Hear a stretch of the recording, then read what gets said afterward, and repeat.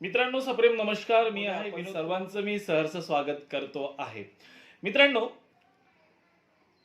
आपण जर माझ्या चॅनलवर नवीन असाल तर नक्कीच माझ्या चॅनलला सबस्क्राईब करा. व्हिडिओला लाईक आणि शेअर करायला अजिबात विसरू नका. मित्रांनो, संपूर्ण जगाला अहिंसा, दया, क्षमा, शांती, मैत्री जगा आणि जगू द्या असा मानवतेचा संदेश देणारे जैन धर्माचे 24वे तीर्थकर भगवान वर्धमान महावीर यांच्या जयंतीनिमित्त त्यांच्या स्मृतींना माझं विनम्र अभिवादन. मित्रांनो, मी विनोद कुमार माने गुरुजी आज वर्धमान महावीर यांच्या संदर्भाची माहिती विद्यार्थ्यांपर्यंत पोहोचवण्याचा हा एक माझा छोटासा प्रयत्न आहे. मित्रांनो, ज्या कालखंडामध्ये समाजामध्ये अनिष्ट रूढी, प्रथा, परंपरा यांचे प्राबल्य वाढलेले होते आणि अशा कालखंडामध्ये अंधश्रद्धा मुक्तीसाठी, स्त्री शिक्षणासाठी प्रयत्न करणारा, समाजातील वर्णव्यवस्थेची बंधने नष्ट करण्यासाठी पशुहत्या, मद्यपान यांना कडाडून विरोध करून चोरी करणे हे पाप आहे. माता भगिनींचा सन्मान करा, त्यांचा योग्य आदर करा.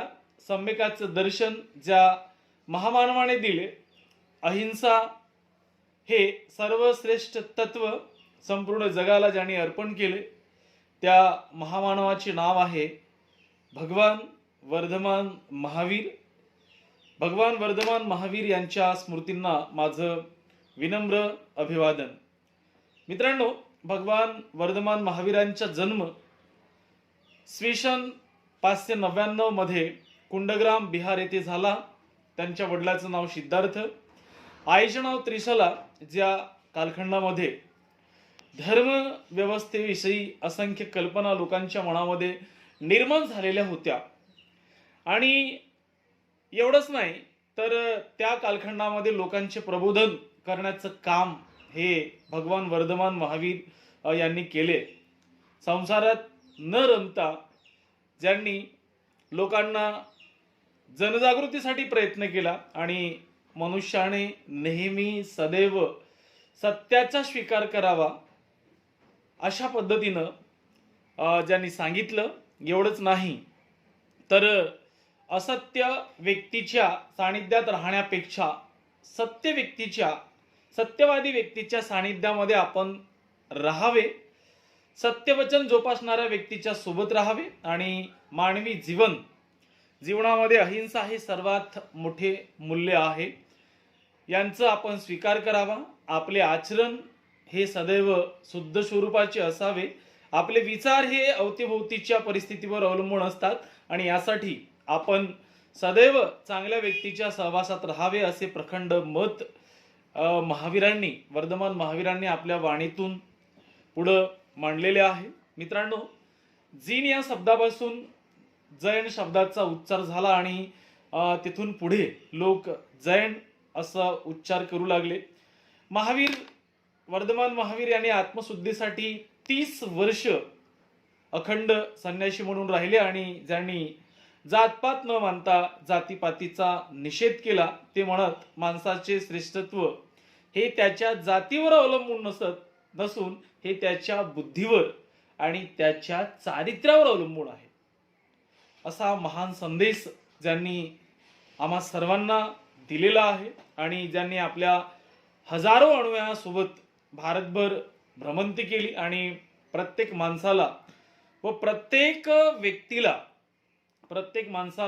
व्यक्तीला या भूतलावावर असणाऱ्या प्रत्येक जीवाला जगण्याचा अधिकार आहे. हत्या आणि हिंसा करू नका म्हणून ज्यांनी देशभर प्रबोधन केले.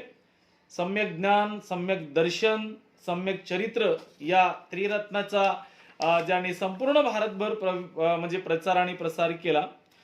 महावीर सर्व जनसामान्य लोकांच्या मनामध्ये लोकप्रिय झाले. ज्या व्यवस्थेमध्ये, ज्या धर्मव्यवस्थेमध्ये कर्मकांड समाजामध्ये वाढत होते, यज्ञांचे प्रमाण दिवसांदिवस वाढत होत चाललेले होते, पुरोहिताचे वर्चस्व आणि यामुळे होणारी पशुहत्या आणि अनिष्ट प्रथेविरुद्ध जनजागृती ज्यांनी केली, ज्यांनी जातीभेद वर्णभेद या गोष्टी बाजूला ठेवून स्त्री पुरुष समानता या मूल्यांची ज्यांनी जोपासना केली, आणि एवढंच नाही तर आपल्या कुलामध्ये पुरुषाच्या बरोबरीनं स्त्रीचाही शिष्य म्हणून ज्यांनी समावेश केला, असे जैन धर्माचे 24वे तीर्थकर वर्धमान भगवान महावीर यांना ओळखलं जातं. आणि मित्रांनो, एवढंच नाही तर त्यांनी आपल्या धर्मामध्ये वेगवेगळ्या लोकांचा या ठिकाणी समावेश केला. आणि एवढंच नाही तर वेगवेगळ्या धर्म म्हणजे समाजातील लोकांचा ज्यांनी आपल्या मध्ये समावेश करून घेतलेला होता. आणि एवढंच नाही तर चंदनबाला नावाची पहिली शिष्या, महावीरांची पहिली शिष्या चंदनबाला म्हणून जिला ओळखलं जातं. आणि महावीरांनी सर्व लोकांना उपदेश करताना सांगितलेलं आहे की भुकेसाठी, स्वतःचं पोट भरण्यासाठी किंवा भूक भागवण्यासाठी कुठल्याही प्रकारची हत्या करू नका, भुकेसाठी हत्या करू नका, आणि हिंसा करण्यापेक्षा इतरही सजीवांना जीवन जगण्याचा अधिकार आहे. आणि अशी शिकवण ज्यांनी दिली, ज्या वेळेला दुष्काळ पडला होता तर त्यावेळेला आपल्या असंख्य शिष्यासमवेत देशभर त्यांनी भ्रमण केले व लोकांना त्यांनी भरपूर मदत केली. मित्रांनो, मानवतावादी संकल्पनेतून जैन धर्माची स्थापना करून प्रत्येकास मानवतावादी दृष्टिकोन पाहावयास ज्यांनी शिकवले. प्रत्येक माणसाच्या मनामध्ये असलेली अहिंसा दूर करून सत्य मार्गाचा स्वीकार ज्या वेळेला आपण अवलंबतो, त्याबरोबर आपल्या आत्म्याबरोबर मनाची शुद्धी प्राप्त होते. हे विचार ज्यांनी लोकांच्या समोर ठेवण्याचं काम केलं, असं वर्धमान महावीर यांनी जे उत्कृष्ट काम केलेलं आहे, समाजातील अंधश्रद्धा, रूढी, परंपरा, प्रथा यांना तिलांजली ज्यांनी म्हणजे नायनाट करण्याचा या ठिकाणी ज्यांनी प्रयत्न केलं, दुष्ट विचार असतील, मद्यपान असेल, वासना असेल, यातून मनुष्याची अधोगती होते, असे विचार ज्यांनी आपल्या वाणीतून सांगितले आहे. आणि अशा पद्धतीचे प्रखर विचार ज्यांनी ठामपणे महावीरांनी मांडलेले होते. मित्रांनो, अशा पद्धतीनं आपल्या कृतिशील विचारातून 30 वर्ष ज्यांनी अविरतपणे जैन धर्माची सेवा करण्याचे कार्य, त्याचबरोबर धर्माचा प्रचार आणि प्रसार भगवान महावीरांनी केला, अशा वर्धमान महावीर यांना परत एकदा मी त्यांच्या स्मृतींना भावपूर्ण अभिवादन करतो आहे. मित्रांनो, आज पाहतो आहे जगामध्ये बऱ्याच प्रमाणामध्ये खोटं बोलण्याचं, हिंसा करण्याचं, हत्या करण्याचं असं प्रमाण वाढलेलं आहे.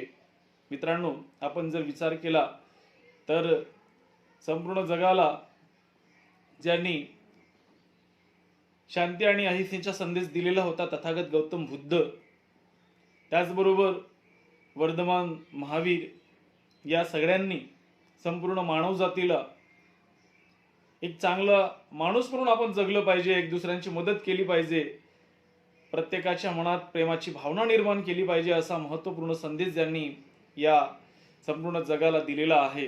त्यांच्या विचारसरणीचं अवलंबन करणे आज खऱ्या अर्थानं गरजेचं आहे.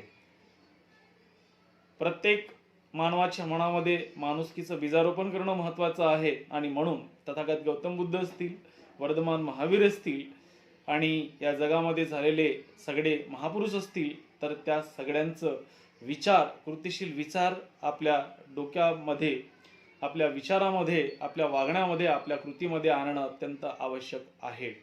तरच आपण खऱ्या अर्थानं या समाजामध्ये जगण्याच्या लायकीचे आहोत असं गृहीत धरायचं. आणि परत एकदा मी वर्धमान महावीर यांच्या स्मृतींना विनम्र अभिवादन करतो. मित्रांनो, माझा व्हिडिओ जर तुम्हाला आवडला असेल तर नक्कीच माझ्या व्हिडिओला लाईक, शेअर करायला विसरू नका. चॅनलवरती जर नवीन असाल तर नक्कीच चॅनलला सबस्क्राईब करायला विसरू नका. तोपर्यंत स्वस्थ रहा, मस्त रहा, जय हिंद, जय भीम, जय भारत.